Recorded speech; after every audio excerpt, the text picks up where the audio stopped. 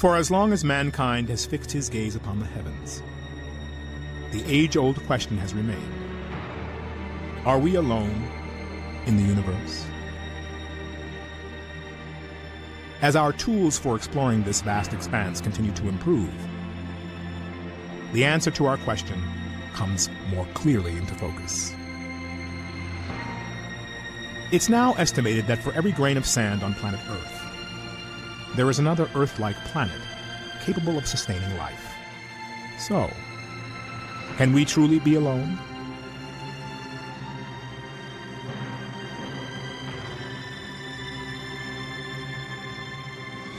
I'm going to introduce a man who says there are more things between heaven and hell than any of us have accepted. And I have the witnesses and the documents to prove it. Ladies and gentlemen, Dr. Stephen Greer. On May 9th, 2001, 20 military, government, and corporate witnesses held a press conference in Washington, D.C. And these are folks who have been involved in so-called black budget or covert unacknowledged projects. They described a decades-long conspiracy to cover up extraterrestrial visitation to Earth. These unacknowledged special access projects are taking in at least $40 to $80 billion per year. And the study of extraterrestrial technology in covert military programs. And they are sitting on technologies that can change the world forever. This technology would liberate Earth from fossil fuels, environmental devastation, and poverty in a single generation. I didn't believe in UFOs until London Control called us in the winter of 1962 and asked us, would we chase one? Their testimony would make history. I said, well, you're going to tell the public about it. And he says, no, we don't tell the public about this. It would panic the public.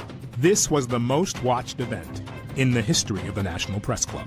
We actually did recoveries of crashed saucers. There were bodies that were involved with some of these crashes, also some were alive.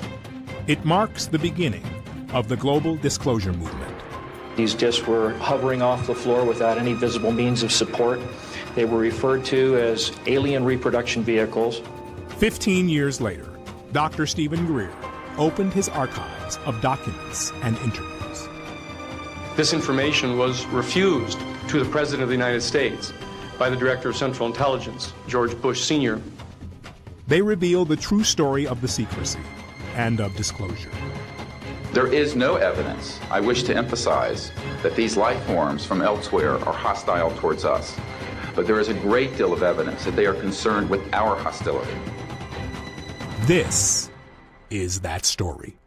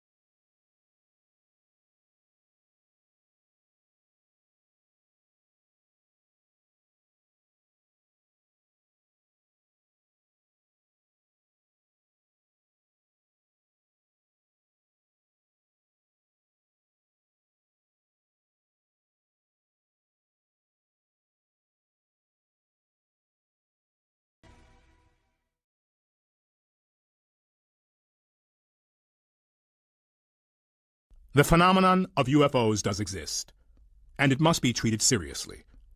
Mikhail Gorbachev.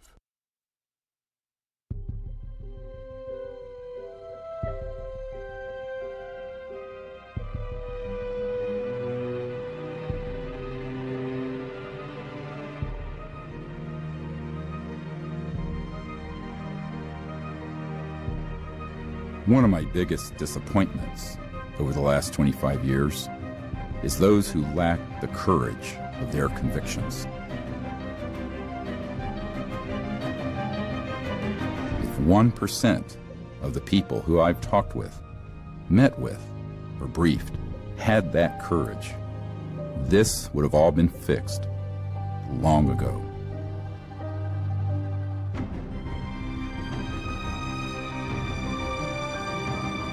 I've always told them, if you won't do it, I will. So here goes. For all I know, we may be visited by a different extraterrestrial civilization every second Tuesday. But there's no support for this appealing idea. The extraordinary claims are not supported by extraordinary evidence.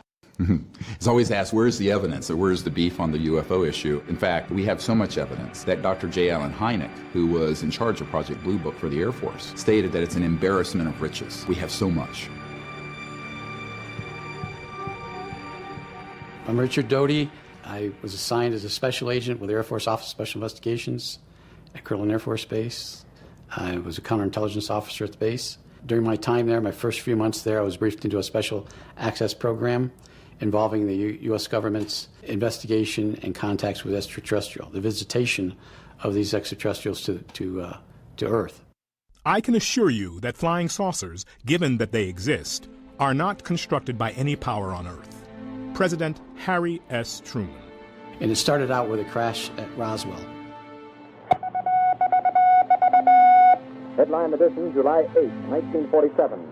The Army Air Forces has announced that a flying disc has been found and is now in the possession of the Army. Army officers say the missile, found sometime last week, has been inspected at Roswell, New Mexico, and sent to Wright Field, Ohio, for further inspection. Roswell's almost become a joke because there's so much myth and narrative around it. But if you look at the Guy Hotel document, it was a field agent sent to J. Edgar Hoover. 3 so-called flying saucers had been recovered in New Mexico. Each one was occupied by 3 bodies of human shape, but only 3 feet tall. It's become the #1 document viewed on the FBI website after we released this. Now the craft was more or less an oval egg-shaped craft. It wasn't saucer-shaped. That particular craft, there were some problems with, #1, getting it on the flatbed to take it up to Area 51. The interior craft was, it didn't have any actual levers or flight control systems that we would identify as a flight control system. But they eventually, I think, over some time, figured it out. And it was done all by hands. The creatures would put their hands on controls, and they'd have this headset on. And this headset would somehow control or help them control the aircraft. Well, they did discuss the fact that there were bodies. Extraterrestrial bodies, yes. The creatures were about 4 foot. Some of the creatures were mangled, were heavily injured, and their bodies were torn apart. There were 4 aliens aboard that thing, and those aliens went to Los Alamos.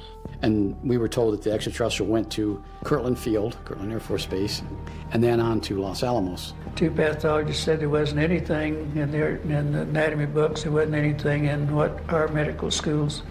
They had never seen anything like this. First I thought it was a child, because it was small. Then I looked at its head and all. The head was different, the arms were spindly, the body was gray. But the creatures were approximately 4 foot. They didn't appear to have any ears. They only had 2 orifices. They didn't have earlobes, they had 2 ear canals. They had indentation for nose, very, very big eyes. The large eyes. The fingers had no thumbs, just four fingers. Suction devices on their tips of their fingers. You know, the 4 fragile fingers and the long arm, real short joint. Almost looked like they were nude, but they actually had a very thin but tight-fitting suit on. One was alive, partially alive at the time that this happened. It died in, I believe it was 1952. but the bodies of the extraterrestrials that were found at the scene were in a deep freeze, placed in a deep freeze, and sent to Wright Pat Field in Dayton, Ohio. One of the briefing officers that was taking us around and talking about what was going on, they said there had been over 100 crashes in that Four Corners area. I just saw it out of the crack. Holy shit! After Roswell, there was a flurry of ET activity across the globe. Dr. Greer spent 8 years trying to persuade members of Congress and other high-level government officials in the intelligence community to disclose what was happening, but to no avail. So in 2001, he formed the Disclosure Project. What you're about to see is first-hand witness testimony of events over the past 50 years. Many are telling their stories for the first time. This is only the tip of the iceberg, as hundreds more have given us their testimony, but are too fearful to go on camera, for fear of repercussions for themselves and for their families. I feel that the Air Force has not been giving out all the available information on these unidentified flying objects. You cannot disregard so many unimpeachable sources. Honorable John McCormick, Speaker of the House. I'm one of those, what you would call the high government official in the FAA. I was a division chief. I was only 3 or 4 down from the admiral. The way it started is Japanese airline 747 was coming from the northwest, going across the Alaskan territory. So his radar is picking up a target. He sees this target with his eye, and the target, the way he described it, was a huge ball with lights running around it, 4 times as big as a 747. The Japanese pilot would say he's now at 11 o'clock, he's now at 1 o'clock, he's now at 3 o'clock. When he would say that, the military guy would cut in and say he's now at 2 o'clock or 3 o'clock, and he would confirm the position. He said this is the first time they ever had 30 minutes of radar data on a UFO, and they're all itching to get their hands into the data. And if they come out and told the American public that they ran into a UFO out there, it would cause panic across the country, so therefore you can't talk about it. And they're taking all this data. And I had the pilot's report that came through, and I had the FAA's first report that was all downstairs on my table. They didn't ask for that, so I didn't give it to them. The plane that I was going to be flying in was an F-104, which was the fastest known aircraft to mankind at that time. So we're flying down the Rhine River. We're up at high altitude, and about that time, I spot a bogey at about 10 o'clock over here. I don't recognize the craft. I said, "Bogey, 10 o'clock." And the captain looked over there and said, "Well, let's find out." So he kicked it into afterburner, and we went after that, and it disappeared just like that. He says, "Please, whatever you do, do not say anything about this encounter. It will get me in much trouble." So that was my first introduction to cover-up. So everything was going along pretty just ho-hum routine. They dimmed the lights first in the command center when they set a condition zebra alert. Most of the times when they set these drills, they would say, "This is a drill, this is a drill." But they turned the lights down this time and they didn't say, "This is a drill." We had contact with an unidentified flying object that had entered our airspace.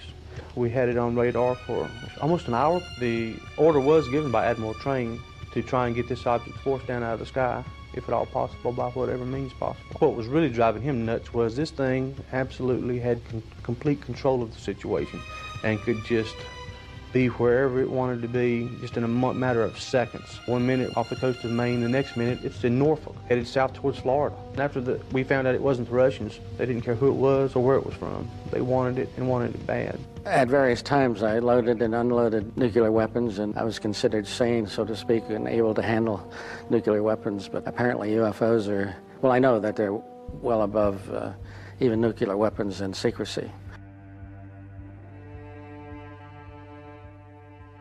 One particular night, we just finished our refueling mission. London Control called us and asked us if we would intercept a UFO over the center of England, roughly in the Stonehenge, Oxford area. We're up at 33,000 feet, and the UFO was down at about 1,000 feet. We dove on it. Eventually, we got up to close to it, and we could see what looked like a cruise ship out at sea with all the lights and everything. Got about a mile from it, and it went up into space. London Control said, you can continue on with your mission. Apparently, Prince Philip felt it was very important. We're invited to dinner at the Officers Club, where he was a speaker, and he knew all about the fact that we had chased the UFO.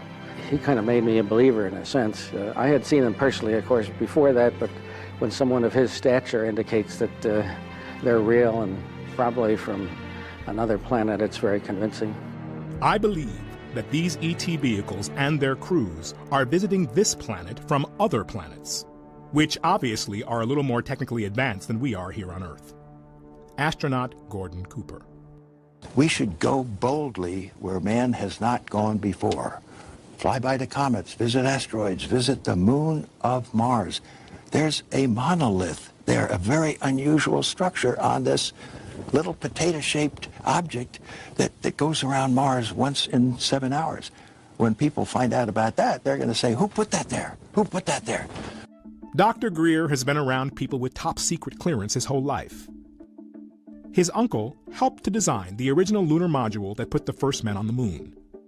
In 1961, President Kennedy challenged NASA to put Americans in space and on the moon by the end of the decade.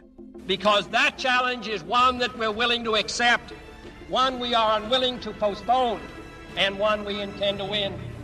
The Disclosure Project archives includes testimony from extraordinary individuals who were part of this great effort to explore outer space, including astronauts Gordon Cooper and Dr. Edgar Mitchell, the sixth man to walk on the moon. Yes, there have been ET visitation, there have been crashed craft, there have been material and bodies recovered, and there is some group of people somewhere that may or may not be associated with government at this point, but certainly were at one time, that have this knowledge and have been attempting to conceal this knowledge. We walked over to one side of the lab and he said, by the way, we've discovered a base on the back side of the moon. And I said, whose? What do you mean, whose? Well, let's see, we've had visitors again. Yep. Probably worth mentioning. And then he pulled out one of these mosaics and showed this base, which had geometric shapes. There were towers, there were spherical buildings. There were very tall towers and things that looked somewhat like radar dishes, but they were large structures. And at that point, I became frightened and I was a little terrified, thinking to myself that anybody walks in the room now, I know we're in jeopardy, we're in trouble, because he shouldn't be giving me this information. The crew of the carrier Kearsarge goes into action off Midway Island in the Pacific for the return of a hero, Major Gordon Cooper. The capsule door is blown off and Cooper's flight ends, a performance that exceeded the most optimistic predictions. I was having some cameramen film the installation of a precision landing facility we were putting in right on the edge of the dry lake. And the saucer flew right over them and put down 3 little gear and landed out on the dry lake bed. And they went out, picked up their cameras and moved on out toward him filming. And he lifted off, put the gear back in the well, and climbed out at a very high rate of speed and disappeared. I was involved in the research and development and doing very classified programs myself, so I knew that we didn't have any vehicles of that kind. The Russians didn't have any of that type either. At that point in time, there was no doubt in my mind that this vehicle was made at some other place than here on Earth. Watching 8 News Now at 11. Officially, the U.S. government ended its study of UFOs in 1969 because it assured the public there is no proof the phenomenon represents a threat to national security. But what if these unknown aircraft showed an interest in our nuclear weapons? A group of more than 150 military veterans, missile officers, security personnel, including many who worked at the Nevada test site, say they've seen mystery intruders over nuclear facilities.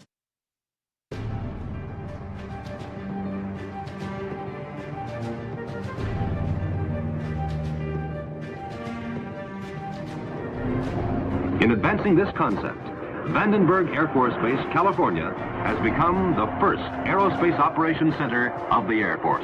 They actually photographed the UFO following the missile as it climbed into space and shining a beam on it, which neutralized the missile. It flew into the frame like this, and it shot a beam of light at the warhead, which is represented by my thumb here.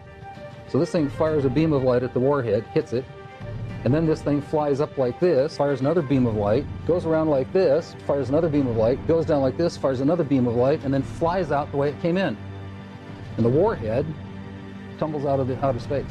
And when the lights came on, Major Mansman turned around and looked at me and said, "Were you guys screwing around up there?"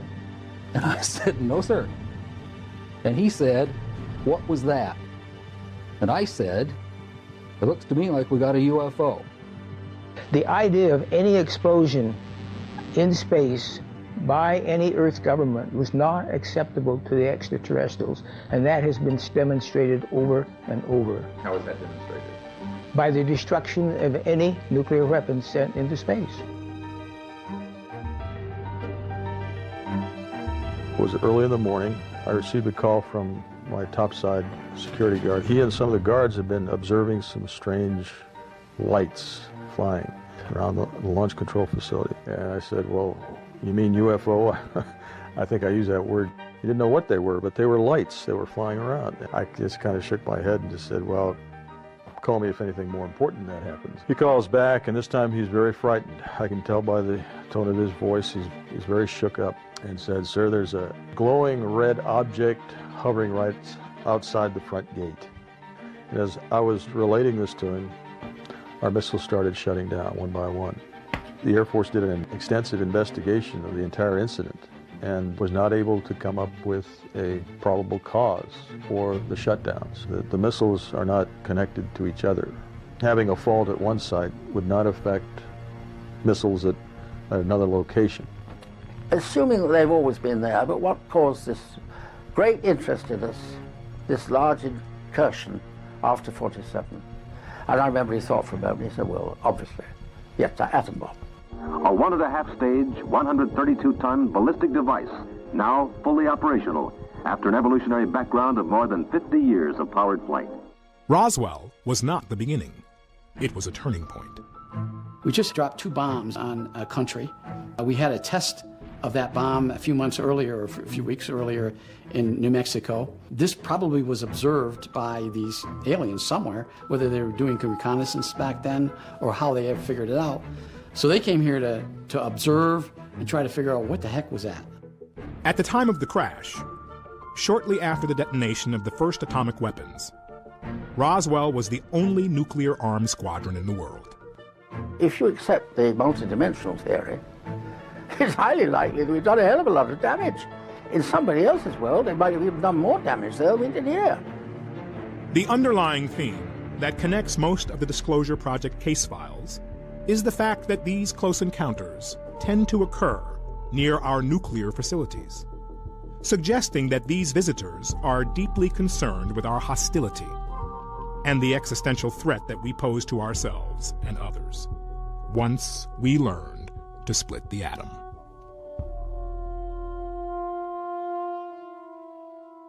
These are some of the highest ranking military officials in our defense program. They're trusted with, nuclear weapons. They're trusted with top-level security clearances and secrets. But the minute that they start talking about this particular subject, they become pariah. I believe the American people are entitled to a more thorough explanation than has been given them by the Air Force. I think we owe it to the people to establish credibility regarding UFOs and to produce the greatest possible enlightenment of the subject. Former President Gerald Ford. I am prepared to state that I have been at locations where craft of unknown origin that did not originate on the face of this planet was there. I am prepared to state that while I was there, we saw living, dead bodies of entities that were not born on this planet. I am prepared to state that we had what they referred to as interfacing with those entities. Never is there any compelling physical evidence. The question is, who are people like Carl Sagan? And before him, Professor Donald Menzel. It turns out that Sagan, in his early career, actually spoke and wrote about UFOs in a way that was affirmative, that was legitimate. After he was threatened by the intelligence community and blackmailed, he then began to debunk the issue. Skepticism is very healthy, and I'm a big skeptic about more than 90% of the information out there on the subject, which the public needs to be skeptical. However, skepticism is not just blindly denying everything that's legitimate. For example, we have 3,500 cases where extraterrestrial vehicles have landed and left physical traces. We have 4,000 cases where they have been tracked on radar and seen by pilots. We have an enormous amount of photo and video evidence and physical evidence. And in our last project, brought out an actual body that is most likely not of human origin. So the question becomes, what is the metric for the evidence? Well, the evidence is actually overwhelming. There's more evidence for UFOs than there are for black holes, most of the theories in astrophysics, most of the evidence for most of the medicines you take. I'm speaking now as a trauma doctor. And yet, we have this blockage in the mainstream media and scientific establishment saying, where is the evidence? What do we know? We know now we live in an ever-expanding universe. We know that there are billions of stars and planets literally out there, and the universe is getting bigger. We know from our fancy telescopes that just in the last 2 years, more than 20 planets have been identified outside our solar system that seem to be far enough away from their suns and dense enough that they might be able to support some form of life. So it makes it increasingly less likely that we're alone. Oh, you're trying to give me a hint that there are aliens. Of course flying saucers are real, and they are interplanetary. Air Chief Marshal Lord Dowding. When I was 8 or 9, I saw one of these objects, broad daylight. There was a beautiful, seamless disk in a blue sky, back when the skies were very blue. And I was with some boys in the neighborhood, and we saw this, and I went, oh my God, they're real, we saw a UFO. Now my parents said, oh well, you're just a kid. But I became completely absorbed in this. So my interest in this goes back to my childhood. The Disclosure Project was an accident of history. In 1990, I formed the Center for the Study of Extraterrestrial Intelligence to form a diplomatic corps to make peaceful contact with these civilizations. Because once you conclude that they're real and they're of interstellar origin, the next question is, what are we going to do about it? And so I concluded what we should be doing about it is not militarizing the relationship, but having sort of a citizens diplomacy effort, much like the Physicians for Social Responsibility, who were going to the Soviet Union to create a dialogue during the coldest days of the Cold War. There was no one at the United Nations or State Department or any foreign ministry dealing with it. So we started a set of protocols to make contact. And sure enough, we had some spectacular successes. Holy damn hot shit. Hot dog. Thank you. This got kicked up to the intelligence community. So by 1992, I was getting visits from the head of Army Intelligence, people inside the National Security Agency, and other three-lettered agencies. My intention was never to get involved with trying to disclose this issue. My interest was in this whole concept of making contact for peaceful purposes to advance our civilization from a planetary civilization to an interplanetary civilization. That was really the heart of my sincere interest. But along that way, and eventually a man who was friends with the director of the CIA, by the time Clinton became president, who said, you're going to be the first person to brief the director of Central Intelligence and the Clinton administration on this, because they have made inquiries and they have been lied to, which I did not believe. I mean, he was that blunt about it. This is really where I then went down the rabbit hole.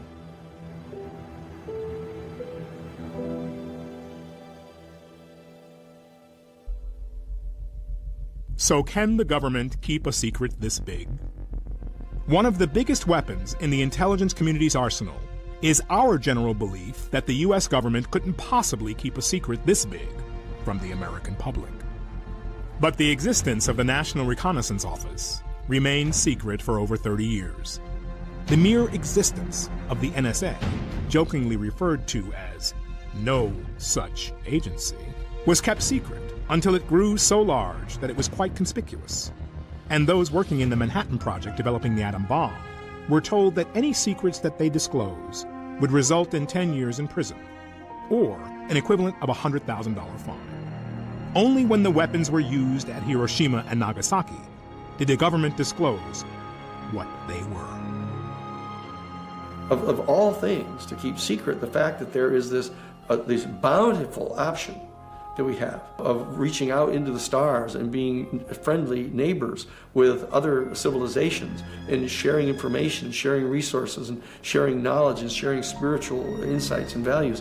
To suppress that information and to conceal it is part of the efforts of a national security state that is threatened by that reality.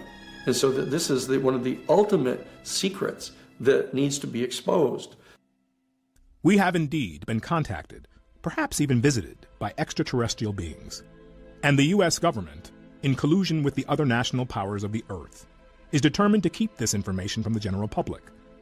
Victor Marchetti, former special assistant to the executive director of the CIA. And in this document from the Canadian government, the matter is the most highly classified subject in the United States government, rating higher than the H-bomb. That was the most top secret doomsday weapon at the time in development. And the second item, B, flying saucers exist, period. C, their modus operandi is unknown, but concentrated effort is being made by a small group headed by Dr. Vannevar Bush. And then D, the entire matter is considered by the United States authorities to be of tremendous significance. What is more sensitive than the development of the hydrogen bomb prior to its detonation? The UFO issue. A priori, therefore, the entire subject has been managed in a way from the 40s onward with extraordinary secrecy around it. The event at Roswell, because it resulted in the acquisition of material that could be studied, it created a sea change in the whole national security organization, because within weeks of that event, the CIA was formed. Within weeks, there was the formation of the Air Force, which was split off from the Army Air Force. It also led, however, the development of unacknowledged special access projects, which is why Eisenhower, even though he knew about the subject on a fairly deep level, had completely lost control of it by 1961 when he left office. We must guard against the acquisition of unwarranted influence, whether sought or unsought, by the military-industrial complex. You know, because you think of generals and you think of conservatives and Republicans as being very pro-military in business, but he's talking about the illegal part of it. He's not talking about the conventional military. But it's now the military-industrial intelligence complex that are moving bureaucratically toward establishing dominion and control over the entire democratic process in the country, and that they're waging war, invading the Middle Eastern oil fields and occupying the oil fields, attempting to establish what they themselves refer to as full spectrum dominance. But we're going to smoke them out. And so the public has to understand there became to be this bifurcation, this separation between legitimate national security and military operations and the deep black programs that are unacknowledged. We're talking about the black budget, the deep black, super secret, unacknowledged budget that runs in the $100 to $200 billion a year. I'm being conservative. My 03 budget calls for more than $48 billion in new defense spending. More money for the Pentagon when its own auditors admit the military cannot account for 25% of what it already spends. According to some estimates, we cannot track $2.3 trillion in transactions. $2.3 trillion with a T. That's $8,000 for every man, woman, and child in America. We're spending well over $100 million per day on classified programs that have no congressional oversight, no public scrutiny. There's no monitor of these programs. A number of these programs go directly through Congress, totally. When you start going through these documents, these programs start dropping off the radar screen. These are all classified programs within the defense budget, but they don't supply any technical information on the program. And if people think that the Congress and the President actually have a handle on this, they're gravely mistaken. They do not. This is where we get into the structure of secrecy. The structure of secrecy is complex and multifaceted. We've been led to believe that we live in a mostly transparent democracy, with the president at the top of the intelligence food chain, a true commander-in-chief. The reality, however, is much different. A shadowy government with its own Air Force, its own Navy, its own fundraising mechanism, and the ability to pursue its own ideas of the national interest, free from all checks and balances, and free from the law itself. There's secrecy that is legal, and unfortunately, where Edward Snowden made his mistake was by disclosing secrets, no matter how inappropriate it might have been that they were going on, that were being managed legally that the President and Congress and the intelligence committees knew about. A traitor to the United States. On the other hand, there's secrecy that is illegal. And these are the unacknowledged special access projects, USAPs, USAP for short. What they've done is they've formed this alliance among themselves of the industry that makes money by building war machines, the military that uses the war machines and justifies them, and then the intelligence community that is not really an intelligence community, it's a covert operations community. armed with military weapons and nuclear weapons, and that they're trying to push the boundaries now of establishing their dominion and full spectrum dominance over the planet.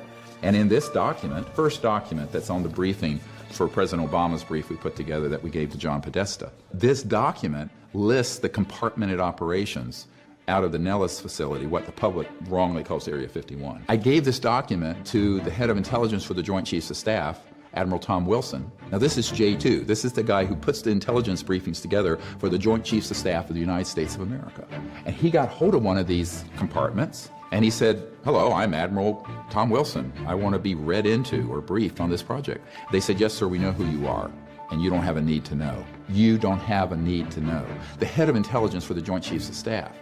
So this is where the military have been victims of the secrecy, because there are many generals and admirals and very good officers I've met with who have enormous responsibility that everyone, if you polled 1,000 people on the street, I think every single person would say something this sensitive they would know about, and if they didn't have knowledge about it, if they asked about it, they will be told. That is not true. There are very clear efforts to engage in covert programs and to keep the knowledge of those programs away from people, even in positions of constitutional authority. Dick Cheney, he would have a need to know. They call him Darth Cheney. We're talking about people way up in the defense industry, people who are running the skunk works, people like Ben Rich, like Kelly Johnson. So these unacknowledged special access projects do not care what your rank and position is. They care about one thing. Will you go along with their agenda? And this is exactly what happened when I met with Lord Hill Norton. Since my name has become connected with UFO matters in quite a big way in this country, I have frequently been asked by a person of my background, a former chief of the defense staff, a former chairman of the NATO military committee, what the reasons may be for governments wishing to cover up the facts about UFOs. That, I believe, is because governments fear that if they did disclose those facts, people would panic. The only thing he really wanted to know was, I was head of the Ministry of Defense, head of the Military Committee for NATO, head of MI5, MI6. Why wouldn't they have told me? And I said, well, sir, with all due respect, what would you have done if you'd found out that there was a project that was illegal, engaged in assassinations, that was keeping from not only our leaders and our constitutionally required oversight, technologies and information that would enable us to have a whole new civilization on this planet without pollution or dependency on Mideast oil or what have you? And he says, I wouldn't have stood for it for a bloody minute. And he was just in a rage about it. I said, that's why they didn't tell you. Several U.S. presidents are on record talking about the UFO mystery. Yeah, Presidents Jimmy Carter, Ronald Reagan both had UFO sightings of their own, but the current presidential campaign might be the first in which UFO disclosure has been championed by a major party candidate. When we had your husband, President Clinton, on this show, he said, I asked him about UFOs in Area 51, and if you looked in, because if I was president, that's the first thing I do. I go right into those files and see what was going on. Right. And he said that he did do that. Yes. And that he didn't find anything. Well, I'm gonna do it again. Yeah, why not? Right? And you know, there's a new name. It's unexplained aerial phenomenon. Unexplained aerial phenomenon, really? Yep, UAP. That's the latest nomenclature. I like the old one. I like UFO. I don't know why. Within a couple months of me briefing the CIA director, I get a visit from one of Bill Clinton's good friends to my home who says, they love what you're recommending, that the president do executive orders to declassify and bring all this information out. This man comes to my house and says, they really think that's a great idea. The president won't do it, it's too dangerous. And I said, well, he's the president. He didn't want to be president, he shouldn't have taken on the responsibility and sworn an oath to the Constitution. And he says, yeah, but you don't understand. They don't think that they can protect the president. And I said, what do you mean? And he's sitting at the dinner table with my children. And he says, well, they're concerned that President Clinton will end up like Jack Kennedy. And I start laughing. I really started laughing out loud because I thought this is nonsense. This is like conspiracy kookville. He says, no, this is absolutely their concern, is that if he pushes on this, he is in mortal peril. Kennedy may have been engaged in a bit of a struggle with the CIA in attempting to get more information on the UFO subject, and that might account for his termination. And that morning, in two of the English-speaking newspapers, there was a picture of two UFOs. So I had placed those on his table where he was going to be sitting, and I said, good morning, Mr. President. I sat him down and said, "We'd like to have coffee and juice," and he said yes. So while I was getting that, he's looking at the papers. I came back in, President Kennedy says, "Well, what do you think?" I looked at him, I looked down at the picture, and I says, "Well, sir, what do you think?" And with that magnificent grin of his, he said, "I asked you first." I said, "From what I've learned, we can't be the only living beings in God's creation." And he says, "You're right, young man. There is considerable knowledge as far as the actual being of UFO and ET phenomena that we're aware of today." I am convinced that UFOs exist because I've seen one. President Jimmy Carter. When President Carter was elected, I was the legal counsel for the Jesuit National Headquarters in Washington, D.C. He called the director of the Central Intelligence Agency, George H.W. Bush, to a meeting and asked Bush if, as the director of Central Intelligence, would give to Carter, as the president-elect, all the information he had on the potential existence of extraterrestrial life and the issue of whether or not any of the UFO vehicles might be vehicles from another star system. And George H.W. Bush refused to give him the information. Said he'd have to go to Congress and get Congress to have the Congressional Research Service at the Library of Congress declassify it to get it to him if he was going to get it. That's a true story. In some of these cases, absolutely, the president has no need to know because he's a temporary employee. He's strictly a temporary employee. He does not have a need to know on some of these deeper black programs within the Skunk Works, within the Boeing Phantom Works, and also within the Black Widow Group of Northrop. Congressional Research Service of the Library of Congress, their Science and Technology Division, based on all the information classified and declassified that they have reviewed, their projection was that there were at least from 2 to 6 other highly intelligent, highly technologically developed, but non-human civilizations just in our Milky Way galaxy. There was deep concern that something this important would be kept out of the briefings for the president. My sort of coming of age, which was hard, anyway, it's hard talking about this. I'm trying to say, I was a young doctor, asked to do something like this. Sorry. I'm a doctor in an ER, taking care of shootings and stabbings and car wrecks. And I'm being asked to brief the CIA director on stuff because he and the president are being lied to? What? You know, are you... I said, are you fucking crazy? It was terrible. Frankly, it was devastating. Initially, I have to admit, the CIA director, I thought, to be honest with you, that he was sort of picking my brain to find out what I knew, as opposed to really not knowing. By the time the 3-hour meeting was over, it was quite clear that the emperor had no clothes. He later denied the meeting had happened for a briefing. This is a wonderful thing. Now, people say, how could he write this letter basically saying that this meeting and what I said about it was a distortion of the truth? I said, because he didn't realize there was a record beforehand. And thank God, I saved the document that is the original invitation. And in that letter, it is explicit. I talked to Woolsey this morning, and he suggested getting together. There is an active attempt being made at lower levels of government to sabotage Project Starlight, which is the initiative I started and Lawrence Rockefeller helped fund to bring all these top secret people together and recommend these changes to the Clinton administration. And then he says, this group almost certainly has tapped your phones and is aware of most of the details of your plans. Remember, the most powerful people in the world will have a deep, compelling interest in our activities and will use everything at their disposal to effect their objective. I thought, oh, come on. This is like a bad, conspiracy novel, except this became my life.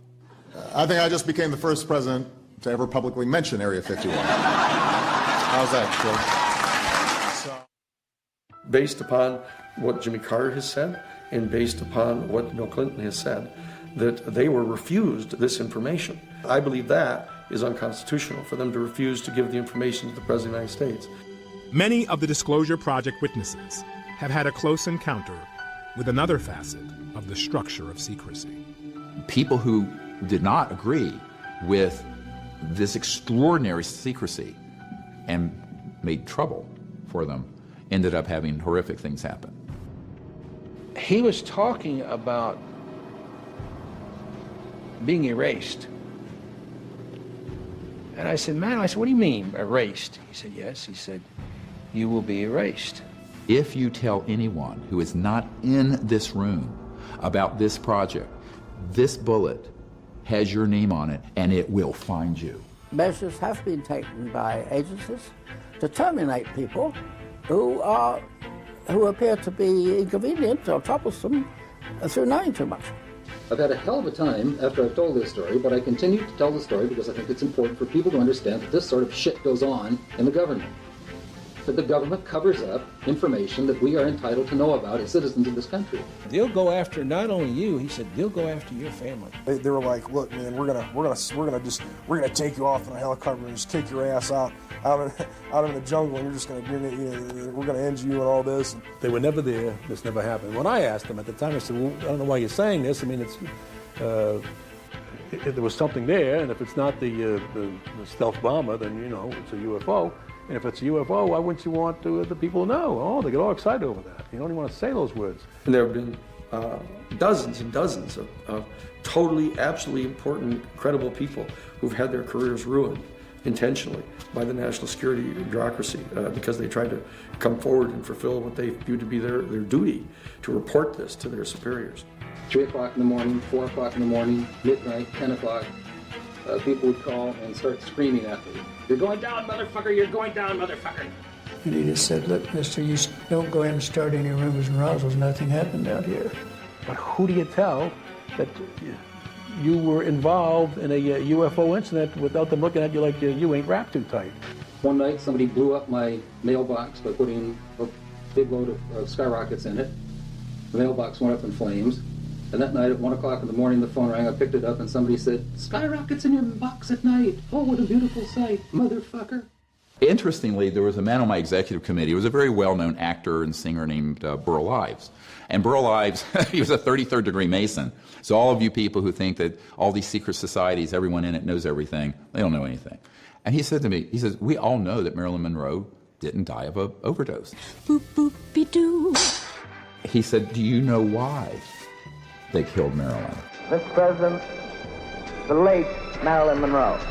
And I said, well, I didn't until I got this document.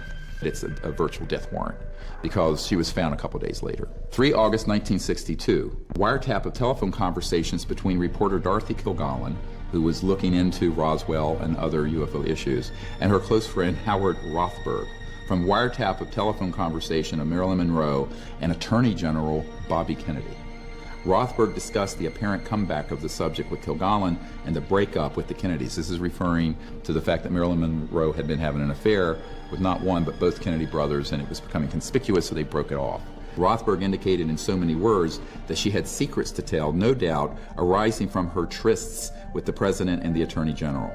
One such secret mentions the visit of the President at a secret air base for the purpose of inspecting things from outer space. Now, this is 1962.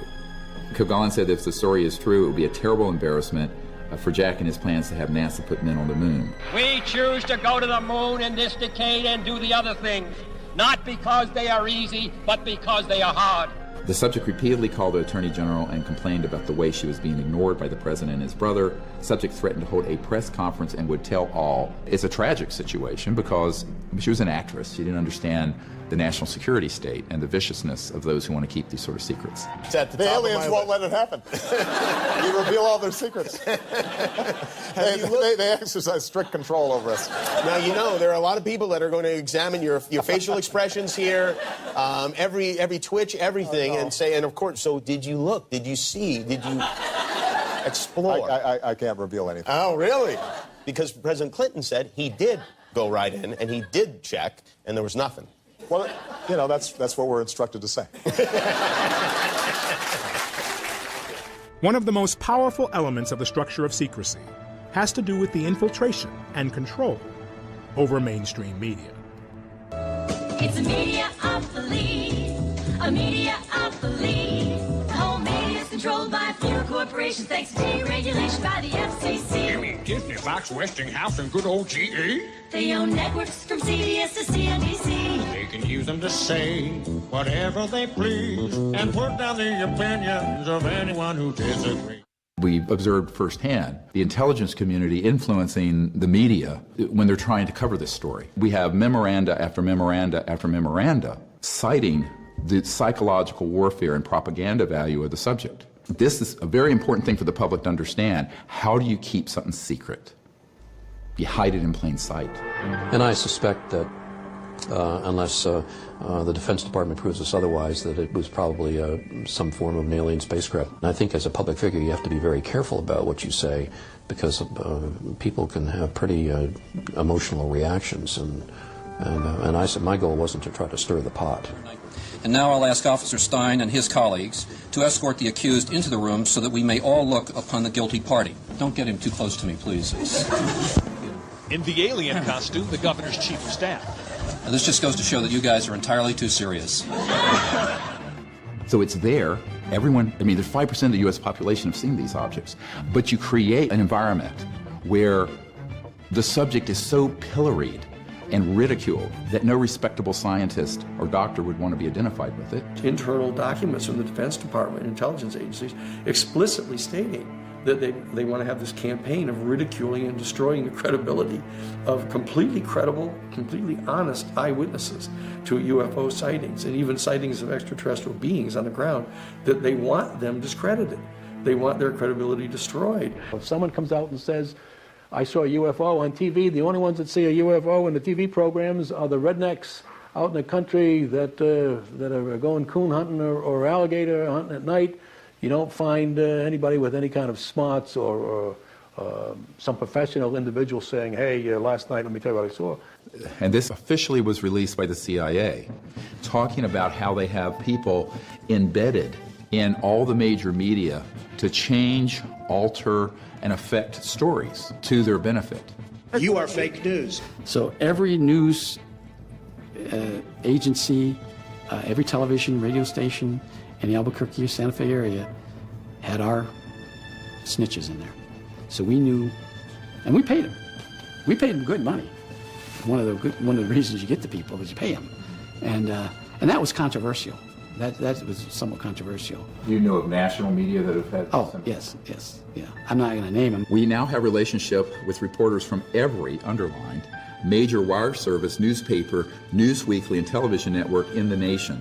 In many instances, we have persuaded reporters to postpone, change, hold, or even scrap stories that could have adversely affected national security interests or jeopardized our sources and methods. And it goes on to then say that they have the same within academic circles. There's a finding that the Pike Committee made that they had verified 42 full-time Central Intelligence Agency paid employees that were inserted inside the major national news media centers. And most of them ended up being the so-called national security reporters. The man turned to me, and this is a board member of Time Life, and said, Dr. Greer, we basically are scribes taking dictation from the right hand of the king. The fourth estate is dead. I know reporters for Time magazine who told me specifically that they've provided the stories and their editors have spiked them. Yeah, the high-level producers and directors, yeah. And how were they paid? So that Cash. Yeah, you pay. What you do is you make them sign a form and you tell them, you got to report this to IRS.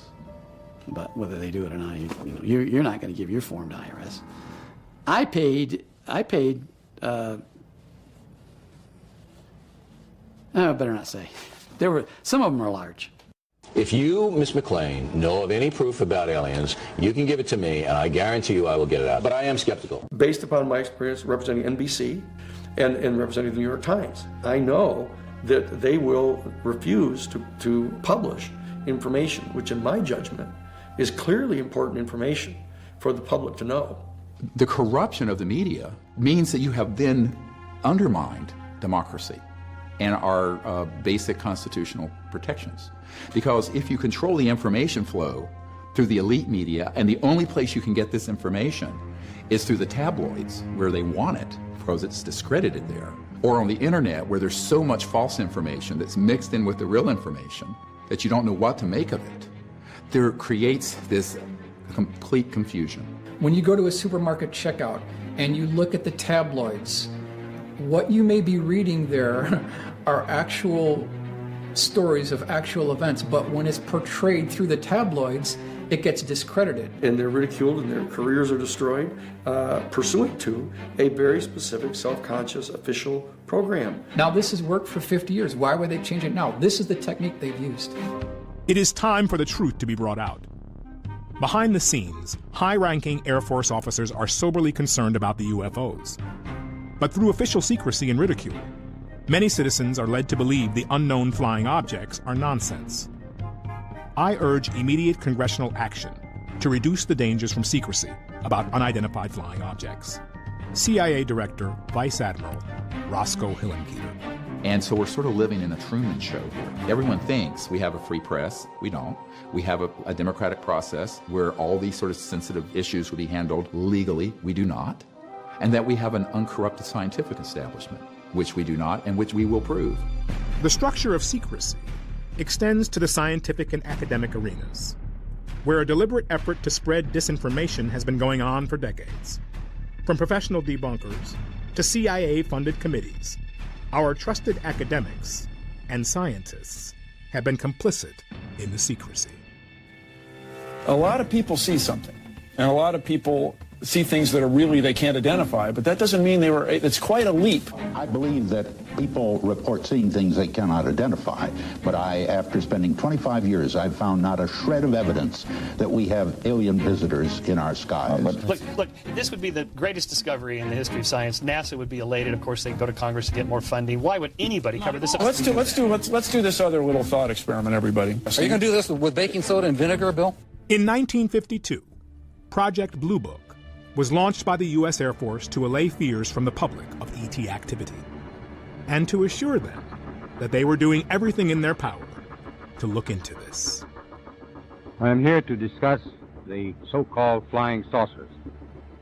The Air Force interest in this problem has been due to our feeling of an obligation to identify and analyze to the best of our ability anything in the air that may have the possibility of threat or menace to the United States.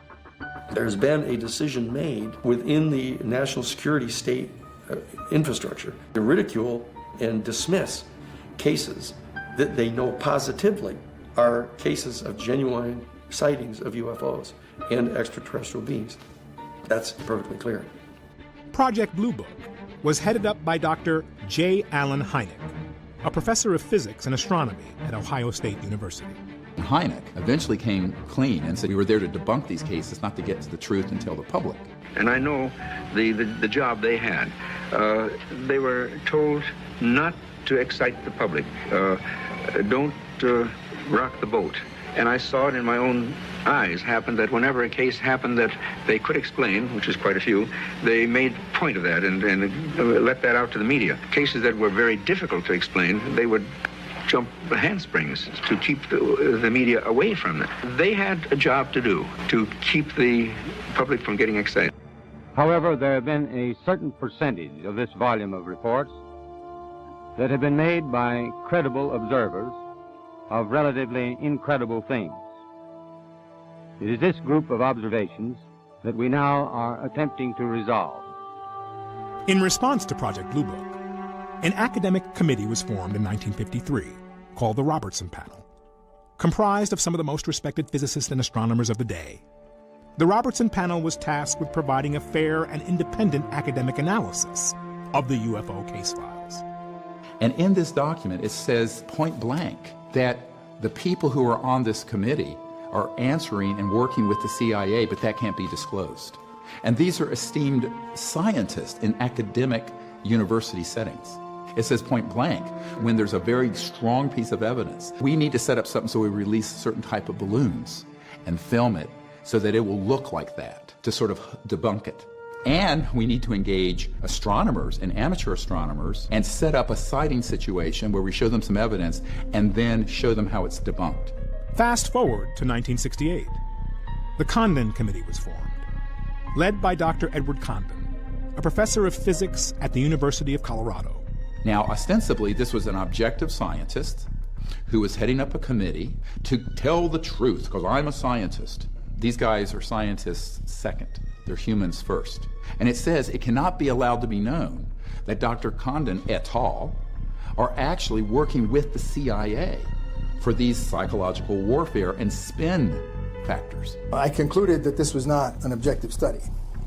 So I wrote a letter to Condon, and he was so furious at that he called up James S. McDonnell, who was at that time the chairman of the newly merged Douglas and McDonnell aircraft companies, and tried to get me fired. This is in these documents. This is not a theoretical case. This is why I say you form a committee when you want to kill something. I must admit that any favorable mention of the flying saucers by a scientist amounts to extreme heresy and places the one making the statement in danger of excommunication by the scientific theocracy. Frank B. Salisbury, Ph.D.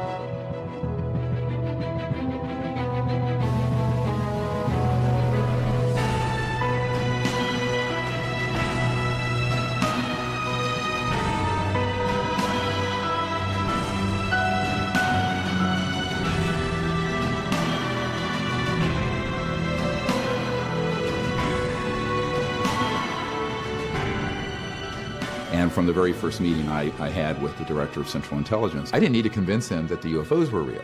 I mean, in fact, I pulled out all this dispositive evidence that Carl Sagan would want to see. And he said, I already know this is real. But I want to know why I, the CIA Director, James Woolsey, and the President of the United States aren't being told anything about it. The why is always the hardest question to ask, and nobody asks it. And I began to explain to him what it really is a big technological question.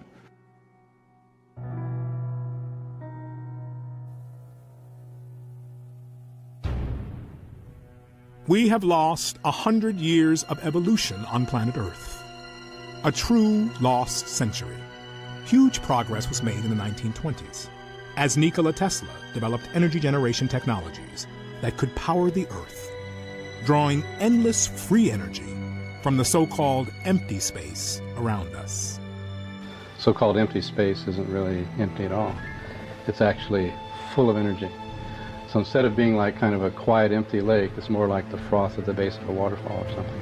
The amount of energy in a cubic meter of space-time was 10 to the 26th power, so 10 with 26 zeros behind it, joules per cubic meter. And that's enough energy, even in a coffee cup, to boil all the oceans of the Earth completely away into steam. The acronym Unidentified Flying Object is a deliberately obfuscating term, and what it really is an alternative energy and propulsion system. They had a piece of, they thought was plexiglass, a rectangular piece of plexiglass, for years before they figured out it was the energy device for the craft. And it was connected in such a manner that this device could power a very small watch up to a city. Power was determined by what the demand on it was. And so each craft had one of these. The implications of free energy go far beyond keeping the lights on in your home or running your car without gasoline. Most of the cost of making anything, from growing food to constructing a skyscraper, is the energy used to mine the raw materials out of the ground. Ship, process, ship again, package, and deliver.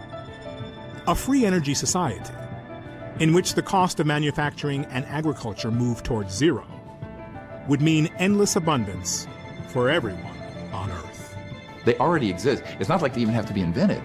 You and I, the taxpayers, have already paid trillions of dollars, literally, in super secret black budget funding to develop these systems.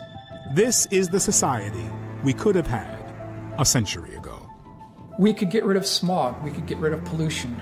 You wouldn't even need solar panels at this point. We could change transportation in a microsecond. The way we build homes would be completely different.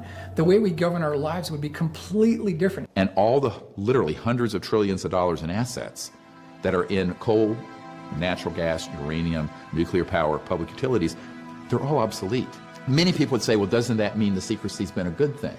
I said, well, that would be like saying we should have never come out with the automobile because the horse and buggy manufacturers would have gone out of business, or come out with computers because Royal typewriters didn't get ahead of the curve and they went out of business. When we go outside and we look at our cars, we look at our airplanes, we're already looking at dinosaur technology. It's laughable where we are right now. We should be at least 100 years ahead of where we are right now. And there are still files on this issue classified, top secret, from 100 years ago, for the same reasons. Because the macroeconomic order of fossil fuels, petrodollar, a handful of industrial elites and corporations be completely transformed. But the folks who actually call the shots in the multi-trillion-dollar global economy, they don't want to see that happen. They know that if that power was, delineated to the average person, we wouldn't need them anymore. They don't want it today, and the likes of J.P. Morgan and others back 100 years ago didn't want it. When they found out that Tesla had passed away in the Hotel New Yorker, they came in, they had the manager of the hotel open the safe, and they took all of Tesla's papers. And this was to the director of the FBI from the Department of Defense in a turf war trying to get that information and lock it up. This is not a contested document. This has been officially released. A century of artificial scarcity has produced a destabilized, dehumanized, war-torn world, where the power and wealth have been transferred from the many to the hands of the few.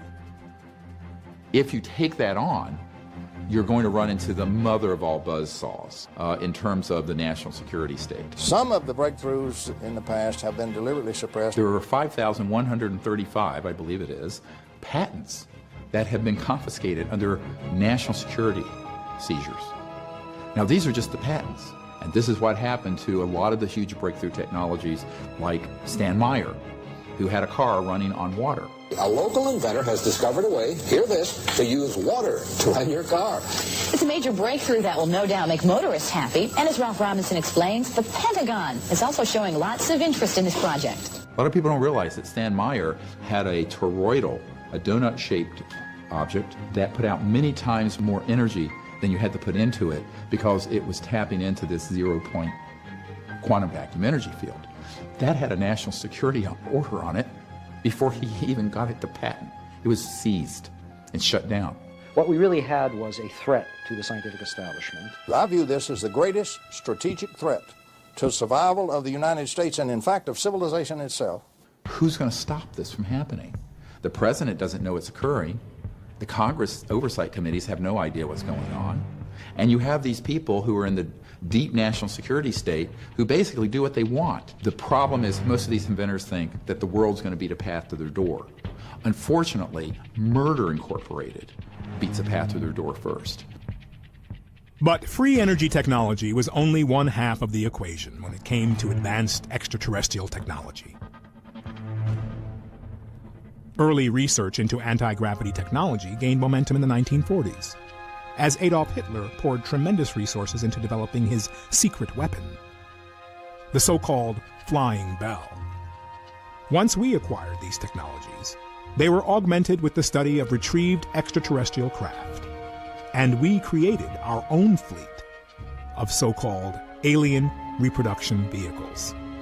This is where Bell Labs was involved, this is where General Electric was involved, this is where a number of high-tech companies gained their knowledge. Lockheed Martin Skunk Works, and EG&G, and Raytheon, and E-Systems, and MITRE Corporation, and Booz Allen Hamilton, and on and on and on. I know many people who've worked in these programs. Quote, we have things flying in a Nevada desert that are 50 years beyond what you could comprehend. If you've seen it on Star Wars or Star Trek, we've been there, done that, or decided it wasn't worth the effort. So that's coming from Ben Rich. Ben Rich headed the Skunk Works between 1975 and 1991. This is the original letter from Ben Rich on Lockheed Advanced Aeronautics Company letterhead. I am a believer, and so is Kelly Johnson. And here it says, Dear Ben, there are two categories. A, man-made UFOs. B, extraterrestrial UFOs. Dear John, yes, I'm a believer in both categories. I feel everything is possible. Many of our man-made UFOs were unfunded opportunities. In both categories, there are lots of kooks and charlatans. Be cautious, Ben Rich. We now have the technology to take ET home. Ben Rich, CEO, Lockheed Skunk Works. It is being covered up, but probably not for the reasons you might think. Within the intelligence communities, they have something called ace-in-the-hole technologies. So secret they didn't even talk about it. November 12th of 1988 was their dog and pony show, a classified military exhibit at Norton Air Force Base. And then off in a separate section of the hangar behind a curtain, which was opened up once everyone had gathered, were 3 of these so-called alien reproduction vehicles, or ARVs. The craft itself was hovering off the floor with no landing gear underneath it, nothing supporting it from above. To see something, travel across 12 miles of airspace in under a second and a half, make a couple of right-angle turns, and not make a supersonic shockwave of any kind, no sonic boom, which I've personally witnessed on a number of occasions. I mean, it changes your whole perspective. There were some very good folks, like Secretary Forrestal, and others who wanted to bring the subject out, but in a way where there would be contact that would be peaceful between humans and these civilizations. But there were other people who saw the big gold mine of militarism and war profiteering and the psychological warfare value. Their mandate, repeat, their mandate is to lie, deny, and deceive. There are people who've had experiences with the technology that were not able to handle it psychologically because it defies reality. And in this document, the CIA director, Walter Smith, says, I am today transmitting to the National Security Council a proposal in which it is concluded that the problems connected with unidentified flying objects appear to have implications for psychological warfare, as well as for intelligence and operations. We have to take a step back from all the jargon and all the paranoia in Star Wars movies for just a minute and realize that it's very easy to set up a false flag operation. A false flag operation, also known as a false indication and warning, is a military tactic in which you create the illusion of a threat, often by attacking yourself and blaming the desired enemy. It's proven extremely effective at uniting the public around a perceived threat. And this is actually a well-known concept in military intelligence circles. We did it in the Gulf of Tonkin in Vietnam, where we exaggerated, if not completely staged, an attack on our naval vessels so we would stampede President Johnson and the Congress into vastly expanding the Vietnam conflict to benefit, guess who, the military-industrial complex and the war profiteers. U.S. military officials, for example, have planned through a project called Operation Northwoods back in 1962 to dress up Cuban refugees in Cuban military uniforms, have them attack Guantanamo base and kill U.S. military personnel, sink U.S. military ships, and blow up shopping centers in Miami, targeting, killing refugees from Cuba to infuriate the American population so that they can invade and occupy Cuba. It's astonishing that anybody would dare to make a recommendation like that, but they did. Then you can look at Iraq. Concocted all kinds of false information about weapons of mass destruction, which Saddam Hussein did not have, and it was known in intelligence circles he didn't have. Fracture that whole part of the world, and now we have ISIS. So we have to realize the machinations and manipulations that go on behind the scenes leave us very vulnerable. And the big one is this one, where they could say, oh yes, the UFOs are real, but guess what?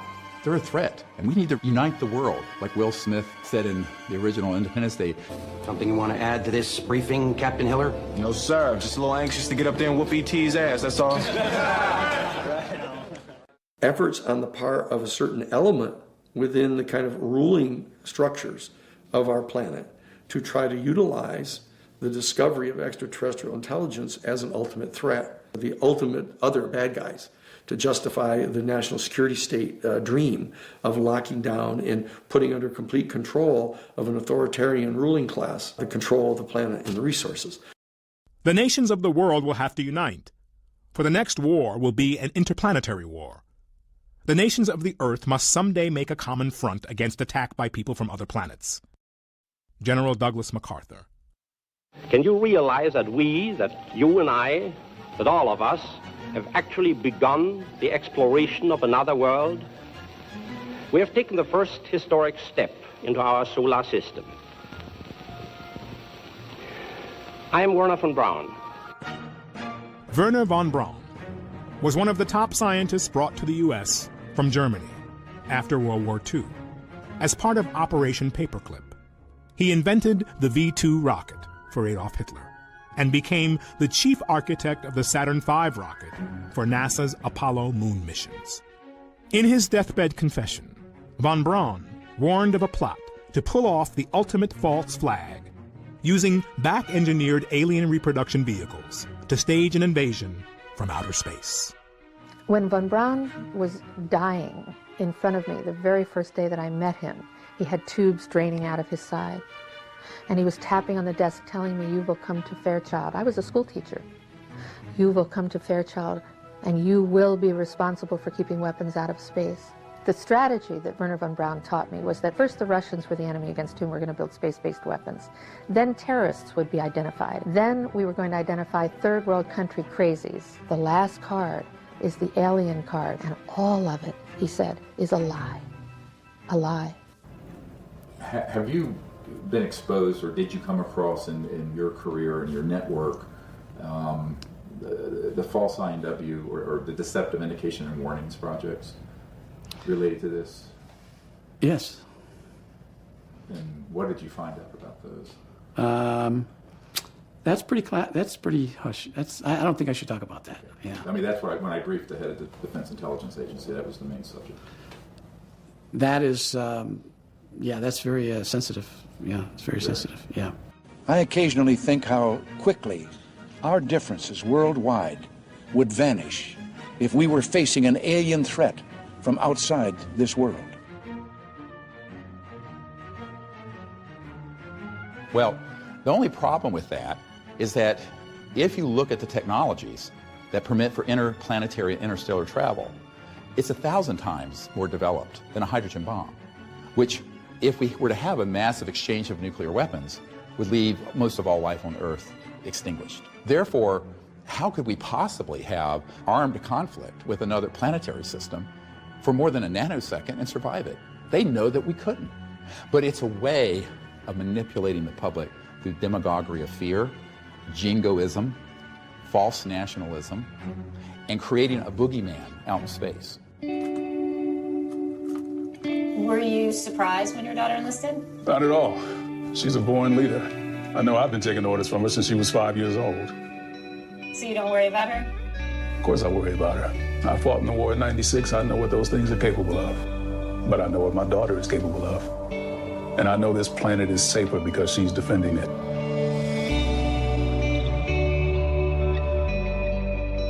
They could pull it off. They could definitely pull it off. Right now, they have the technology to mimic the form, fit, and function of extraterrestrial UFOs. They have the technology, absolutely. It's seamless, and you can never tell the difference. If they do have a false flag invasion, they're going to use one of these. This is the Hudson Valley Boomerang. This is 1982 to 1989. Over 25,000 eyewitnesses reported this craft. They can use the saucers, the cigars, the pyramids, the triangles as a united coalition. And that's how they're going to do it. We're talking about 150 to 172 feet across for the wingspan, which is the identical wingspan of the B-2 stealth bomber. So the question we need to ask is, was some of that $22.4 billion used on the B-2 poured into this program? It's the exact same time frame. When they power up and when they accelerate, it looks like a spark off a grinding wheel, and you could never know the difference. So if they wanted to hoax an alien invasion, they could do it, and they could do it in a way that's 100% believable. They started doing all kinds of psychological warfare entrainment of the public by staging hoaxed events, such as cattle mutilations. Oh, it's a flying saucer who did that. It's a covert paramilitary program, human. So if you wanted to start indoctrinating people into a false threat from outer space that Wernher von Braun warned us about, you would start staging events that look alien, but that are completely man-made, that are scary, and scare the hell out of people.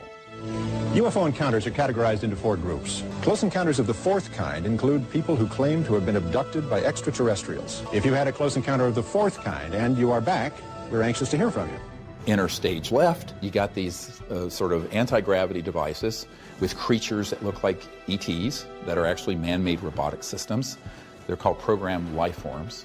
And you start doing select interfaces with the public. We did do that, yes. OSI did that. There was a special group out of the 7602nd Air Intel Wing at Fort Belvoir that came out and did that. They had these people that had maybe some sort of defects, anatomical defects that were brought in to fool people into thinking they're aliens. Yeah. I can't give you any specifics because the program is still classified, and they probably still doing it. I wouldn't doubt it. They were still doing it. So they've already got this psychological warfare already embedded into the minds of people to expect an extraterrestrial, not a secret aircraft, but an alien craft. So when they do pull this, they'll already have everything ready to roll. These civilians got onto the base and got into something. They saw something they weren't supposed to see, and this group came out and went into their home and scared the dickens out of them and staged an alien event. Exactly.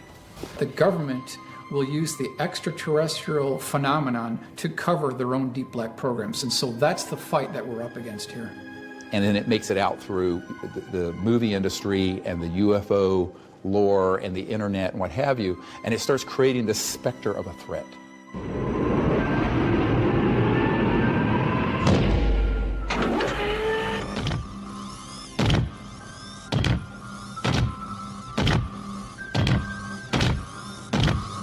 Get away from her, you bitch! Pardon me, are you from Mars? It's a moo-moo.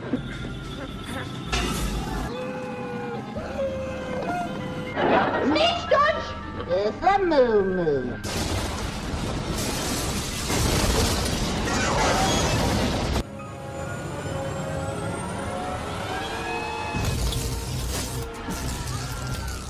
The fact that you and I are still breathing the free air of Earth is abundant testimony to their restraint and non-hostility. Now the question is, how are these civilizations viewing us? Are they perceiving human civilization as a threat? And the answer is yes. Because I believe we've reached the point where we're a threat not only to our planet and each other, but we're also developing weapon systems that are potentially a threat in space. I just hope that it's not like Independence Day. Yeah, right. Really, that it's a conflict. Well, now we have friendly Maybe the only way to unite this incredibly divided world of ours. They're out there. We better think of how all the differences among people on Earth would seem small if we felt threatened by a space invader. That's the whole theory of independence. You're right. Everybody gets together and makes nice, and you and Bill O'Reilly would be hiding in a bunker together. The most dangerous thing going on the planet today isn't ISIS. It's not Iraq. It's not Russia. It's not China. It's a out-of-control, covert group that is not being overseen by the people, the Congress, or the President, who have developed these technologies and are recklessly using them to track and target extraterrestrial vehicles. The result of this is that we're in a crisis that is unacknowledged, ironically, because these projects are unacknowledged. What do? Do you talk to your congressman? Do you write your senator? Do you march on the White House lawn? What good is that going to do if the people who run this government don't have access to the programs? They're not cleared for it. So that's just not the direction to go. We better not get this one wrong, because this could be a threat to all life on Earth if we are reckless with this issue. We need wise elders that are humans dealing with this situation, and the sociopaths that are in control of those programs can't be allowed to speak for planet Earth and for humanity. Wresting power from the hands of these powerful oligarchs and corporations is going to require a revolution.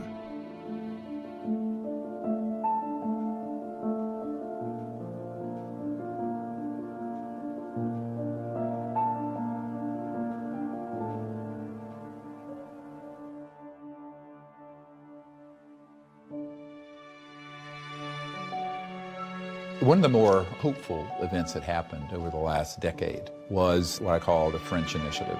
I get a letter from the Ministry of Defense, and it's dated 16th of January 2007, urgent, and it's signed by Admiral Pierre Morin. And he was in charge of providing briefings on this issue for then President of the French Republic, Sarkozy. They learned protocols to make contact with these civilizations for peaceful engagement. So here you have a major country, a nuclear power, making a commitment to do this. And we eventually go to France, and under the cover of a quasi-public event, the Admiral and his assistants are there, and we do the protocols for contact.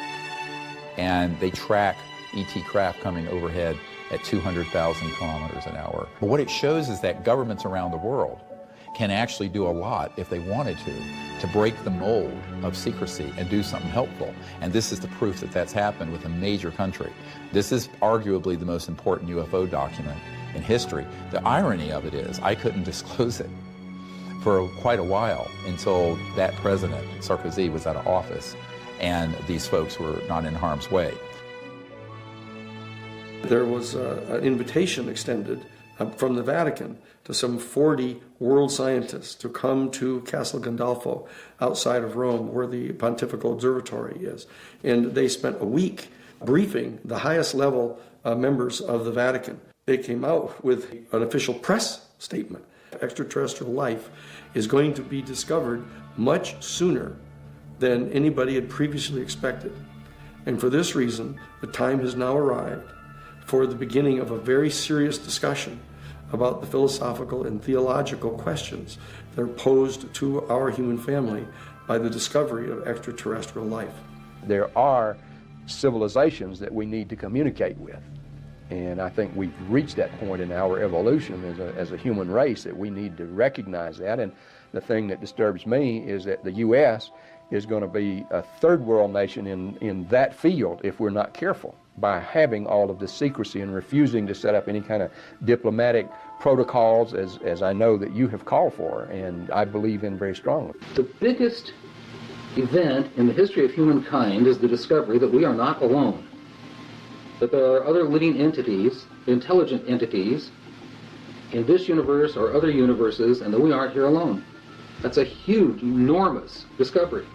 I think it's long past time to open this up to the public. Give us information to the young people of the world in this country. They want to hear it. They want it. Give it to them. Don't hide it and tell lies and make stories. They're not stupid. They're not young men that'll panic. UFOs are as real as the planes flying over your head, and that it's time that the United States government started coming clean on what it's all about, because there are very important military and economic issues that have to be addressed. And how can you address a question which relates to a subject that people don't even won't admit exists? And it's a mission that we, as the baby boomer generation, pass on to you. Humanity is at a crossroads, a choice between endless war in space, growing poverty and environmental destruction, or a future where we explore the stars, live in peace with each other and our planetary neighbors. The technology is there. The solutions to Earth's urgent and long-term potential problems are there. The technologies will change the macroeconomic system. Because visualize for a moment, you're at your home, all your power needs are being provided from one of these zero-point or quantum vacuum energy systems. Your car is running, never has to be plugged in. You then can have agriculture and manufacturing locally that has very little cost to it. And this is not just in the U.S., but in places that aren't yet developed, so-called third world or developing world. They're going to leapfrog right over the smokestack industries and go to high-tech, real high-tech, just like they've skipped over telephone lines and gone to smartphones. This will be a tide that will lift all ships. The world will be increasingly interconnected, and yet on the local level, be completely self-sufficient, every village, every home. And this is something that is the biggest change economically in the history of the human race. It's a big nut to crack, but I think that if you could do that, I think that people would stop looking at each other with a certain level of hostility like we do now. I guess it's kind of corny, but it's that bright future that I see that we could all attain if just a few things could be changed. Imagine interplanetary trade, how exciting that would be. You have to adjust your cosmology, you have to adjust your whole concept of our human species being at the apex of all biological evolution in the universe. And you also have to, of course, modify your judgment that the entire universe was created just as the stage upon which the drama of the human development is unfolding, that there's a lot more going on in the universe than just that. And this is why it's time for the people to lead the whole ending of the secrecy and do the disclosure. As we, the human family, confront the reality of extraterrestrial life, it is perhaps worthwhile to reflect. Was our doubt really due to a lack of evidence? Or merely a lack of imagination?